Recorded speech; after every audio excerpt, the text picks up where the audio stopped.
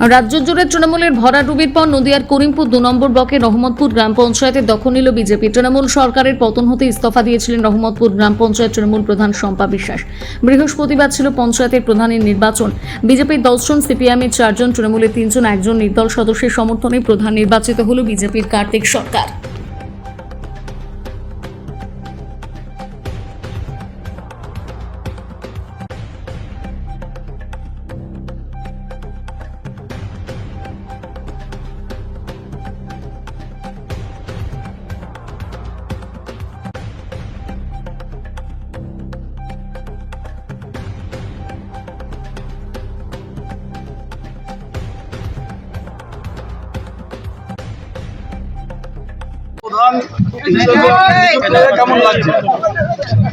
দেখুন, রহমতপুর গ্রাম পঞ্চায়েত 30 আসনের সিট, তার মধ্যে আমরা ভারতীয় জনতা পার্টি আজ প্রধান নির্বাচিত হয়েছি।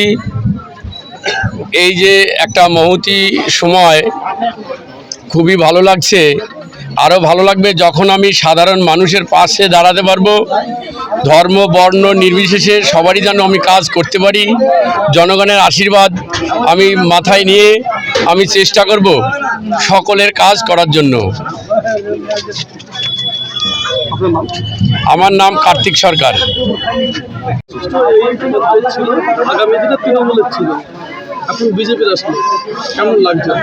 খুব ভালো লাগছে। রহমতপুর গ্রাম পঞ্চায়েত 30টা মেম্বার, আর কি 30 জন মেম্বার, নদিয়ার অন্যতম সর্ববৃহৎ পঞ্চায়েত।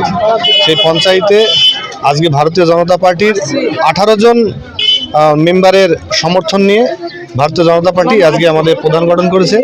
কার্তিক সরকার মহাশয় আমাদের দলগতভাবে প্রধান নির্বাচিত হয়েছে এবং আগামী দিনে ভারতীয় জনতা পার্টির যে পরিষেবা সাধারণ মানুষের কাছে পৌঁছতে হবে। প্রধানমন্ত্রী এবং মুখ্যমন্ত্রীর যে সমস্ত জনকল্যাণমুখী প্রকল্পগুলো আছে সেগুলো যাতে সাধারণ মানুষের কাছে পৌঁছায়, তার জন্য আমাদের কার্তিক সরকার মহাশয় আমাদের প্রধান সর্বতভাবে চেষ্টা করবেন, এই আশা রাখছি।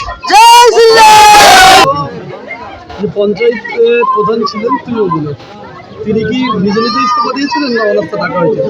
হ্যাঁ, বিগত যে পঞ্চায়েত প্রধান ছিলেন সে কারাপ্টেড ছিলেন এবং নিজের ইচ্ছায় সে রিজাইন দিয়ে পালিয়ে গেছে। আপনার পরিচয়? আমার নাম নরোত্তম মণ্ডল, মণ্ডল সভাপতি, করিমপুর মণ্ডল 2। কত সিট নিয়ে প্রধান গঠন হলো? বলছি, রহমতপুর গ্রাম পঞ্চায়েতে মোট সিট সংখ্যা মানে মেম্বার সংখ্যা হচ্ছে 30 জন। আজকে আমাদের ভারতীয় জনতা পার্টির যাকে আমরা প্রধান হিসাবে পদপ্রার্থী ছিল আমাদের কার্তিক সরকার, দীর্ঘদিনে ভারতীয় জনতা পার্টির কর্মী এবং কার্যকর্তা এবং কয়েক টার্মের আমাদের এই গ্রাম পঞ্চায়েতের মেম্বার। দলগতভাবে তাকে আমরা সিদ্ধান্ত নিয়েছিলাম এবং তাকে প্রধান প্রজেক্ট করা হয়েছে।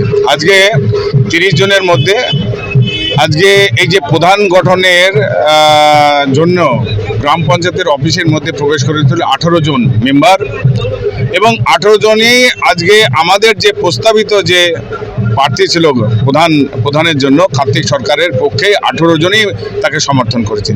দল মত নির্বিশেষে সকলেই ভারতবর্ষে সঙ্গে সঙ্গে পশ্চিমবঙ্গ যে পরিবর্তন এবং হিন্দুত্ববাদী যে সরকার প্রতিষ্ঠিত হয়েছে ভারতীয় জনতা পার্টির নেতৃত্বে, আজকে তার ফলে আজকে যেমন জেলা পরিষদে ভারতীয় জনতা পার্টির গঠন করেছে, আজকে সেরকম রহমতপুরেও আজকে সকলে উন্নয়নের স্বার্থে এলাকার জনগণের পরিষেবা যত ভালো হয় আজকে সেই লক্ষ্য নিয়ে আজকে উপস্থিত 18 জনাই আজকে কার্তিক সরকারকে সমর্থন দিয়েছে। আমার পরিচয়? আমি অর্জুন বিশ্বাস, নদিয়া উত্তর সাংগঠনিক জেলার বিজেপি সভাপতি।